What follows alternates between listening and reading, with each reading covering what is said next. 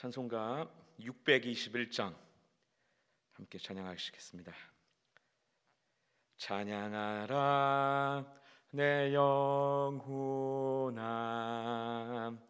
찬양하라 내 영혼아, 온 마음과 정성 다하여 주 찬양하라. 경배하라 내 영혼아, 경배하라 내 영혼아, 온 마음과 정성 다하여 주 경배하라.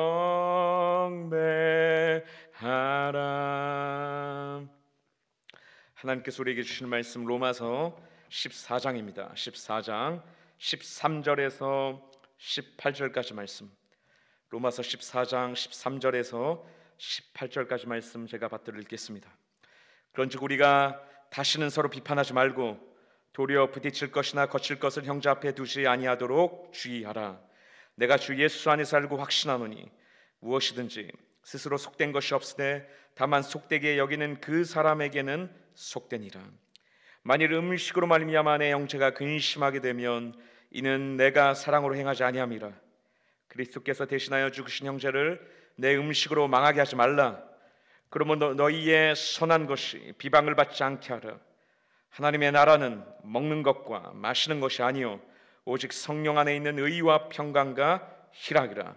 이로써 그리스도를 섬기는 자는 하나님을 기쁘시게 하며 사람에게도 칭찬을 받느니라. 아멘. 하나님의 말씀입니다. 여러분, 오늘 본문의 서두에서 뭐라고 바울이 증거하고 있습니까?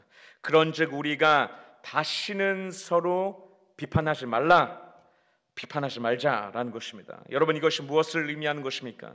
스스로 심판자가 되려는 그 행위를 반드시 멈춰야 한다는 것을 말하는 거예요. 당시 로마 교회 안에서 일어났던 문제가 대단히 비본질적인 것이었습니다. 교회 안에서 먹는 문제로 다툼이 일어났고 이것으로 인해서 교회가 분열되었다는 것입니다. 우상에게 바쳐졌던 그 우상의 제물을 성도가 먹을 수 있는가 없는가, 그것을 가지고 교회 안에서 성도 간에 피 터지게 싸웠다는 거예요. 당시 로마 교회 안에는 두 부류로 나눠졌습니다. 우상은 존재하지 않는 것이니 우리가 우상의 제물을 맛있게 먹기만 하면 아무런 문제될 것이 없다라고 생각했던 사람들이 있었고, 또 다른 한 부류는 우상의 제물은 그 자체로 꺼림직한 것이기 때문에 절대로 먹어서는 안 된다, 그것은 불결한 것이다 라고 주장했던 사람들이 있었습니다. 그런데 사도 바울이 로마서에서 믿음이 더 좋다고 인정했던 부류는 어떤 사람들입니까? 우상의 제물을 얼마든지 먹어도 좋다고 말했던 사람들, 이 사람들이 더 믿음이 강한 사람들이라는 거예요. 그러나 여러분, 사도 바울이 내린 결론이 무엇입니까? 우상의 제물을 먹든 먹지 않든 그것이 전혀 문제될 게 없다는 거예요. 너희 중에 만일 믿음이 연약한 사람이 있어서 우상의 제물을 도저히 먹을 수 없다고 말을 한다면 그 약한 사람, 그 믿음이 연약한 사람을 배려해서 그들을 사랑하는 마음으로 우상의 제물을 먹지 않는 것이 필요한 자세라고 사도 바울은 권면하고 있다는 것입니다. 15절 보십시오. 만일 음식으로 말미암아 네 형제가 근심하게 되면 이는 네가 사랑으로 행하지 아니함이라. 그리스도께서 대신하여 죽으신 형제를 음식으로 망하게 하지 말라. 우상의 제물을 먹는 사람은 그 음식을 먹지 못하는 사람을 믿음이 없다, 업신여기지 말라는 것입니다. 또한 우상의 제물을 먹지 못하는 사람은 그 음식을 먹는 사람을 가리켜서 불결하다고 비판하지 말아야 한다는 것입니다. 이는 하나님께서 믿음이 강한 자나 믿음이 연약한 자나 다 용납하셨기 때문입니다. 사랑하는 여러분, 동서고금을 막론하고 마귀의 전략이 무엇입니까? 우리가 싸워야 할 본질적인 것은 놓치게 만들고 싸울 필요가 없는 것들로 계속해서 그러한 것들을 가지고 싸우게 하고 있다는 거예요. 마귀는 여러분 우리의 구원을 어떻게 하지 못합니다. 마귀는 우리의 구원을 결정할 수 없습니다. 하지만 마귀는 우리의 구원의 즐거움과 기쁨을 얼마든지 빼앗아갈 수 있는 것이죠. 우리의 평강을 빼앗아갈 수 있습니다. 계속해서 비본질적인 것으로 교회 안에서 싸움박질하게 만들어서 우리의 평안을 앗아가고 급기야 우리의 가정과 공동체를 분열케 만든다는 것입니다.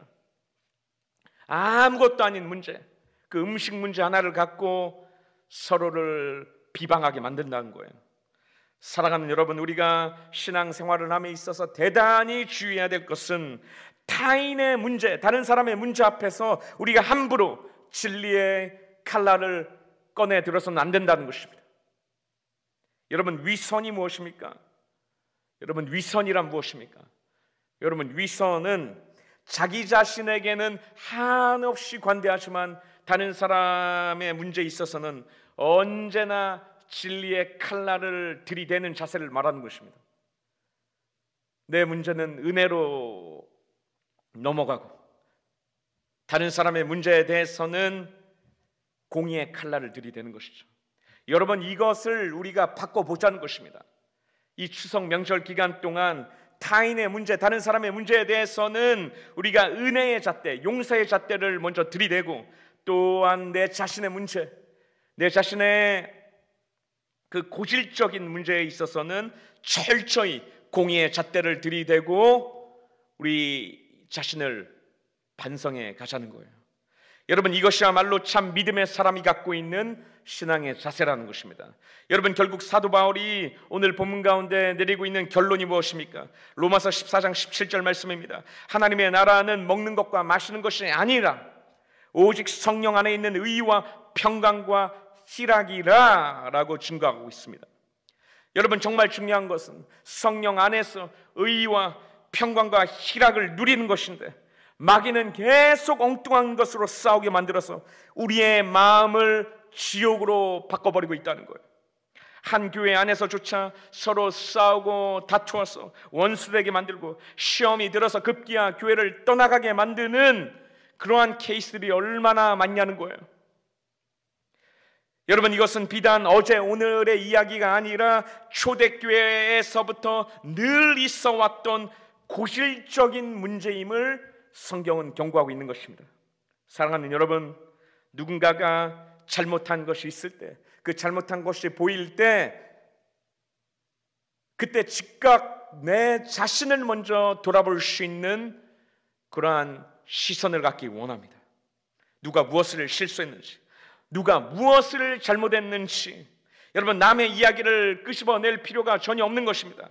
왜냐하면 하나님 앞에서 내 은밀한 죄악과 잘못을 끄집어내는 것만 해도 여러분, 우리는 버거운 존재라는 거예요. 내 추악한 행실을 돌아보는 것만 해도 여러분, 시간이 모자라다는 것입니다.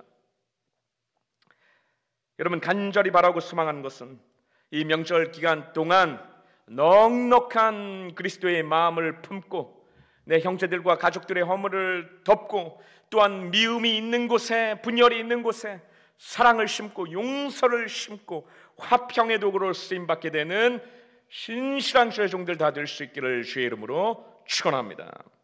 기도하겠습니다.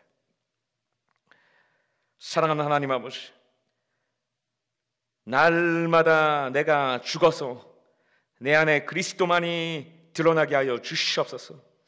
다른 사람의 허물에 대해서는 은혜의 잣대를 들이댈 줄 알고, 내 자신의 문제에 대해서는 날카로운 진리의 잣대를 들이댈 수 있는 참 믿음의 사람들 다 되게 하여 주시옵소서.